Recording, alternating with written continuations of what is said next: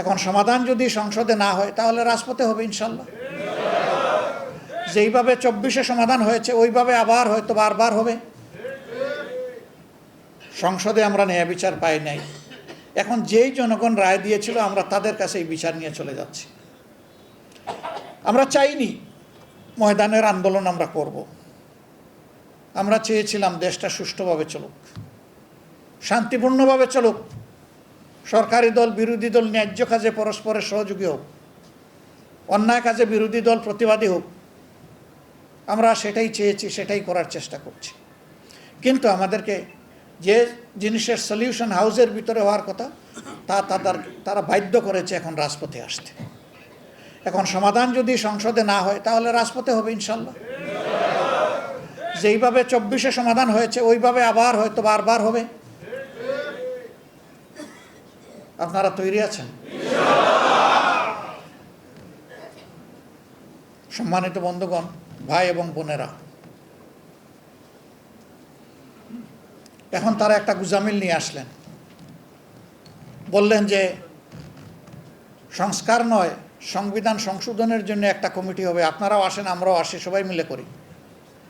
আমরা বললাম জনগণ সংস্কারের জন্য ভোট দিয়েছে, সংবিধান সংশোধনের জন্য দেয়নি।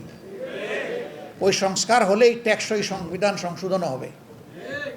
আর সংস্কার না হলে যে সংবিধান আপনারা সংশোধন করবেন সেটা মতলবী সংশোধন হবে, ওইটা আমরা মানি না।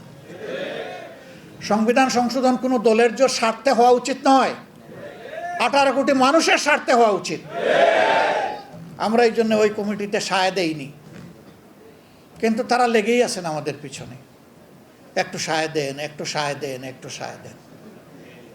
সংসদের ভিতরে বলছেন, বাইরে বলতেছেন। আমরা পরিষ্কার বলে দিয়েছি, আপনারা জনগণকে অপমান করতে পারেন, আমরা প্রিয় জনগণকে অপমান করব না। আমরা তাদের রায়ের প্রতি শ্রদ্ধাশীল থাকব এবং আমরা কনফিডেন্ট জনগণের এই রায় পাতালে ডুববে না, আসমানে উঠবে ইনশাআল্লাহ। এটাই বিজয়ী হবে ইনশাআল্লাহ। যত তাড়াতাড়ি হয় সরকার ততই তারা শুভবুদ্ধির পরিচয় দেবেন। যত দেরি করবেন নিজেদের ক্ষতি করবেন, দেশ এবং জাতির ক্ষতি করবেন। এই ক্ষতিটা না করার জন্য আমি বিনীতভাবে অনুরোধ জানাই। বেশি সংবিধান কসলাইতে যাইয়েন না, সংবিধান কসলাইলে নিজেদের অস্তিত্ব আর খুঁজে পাবেন না।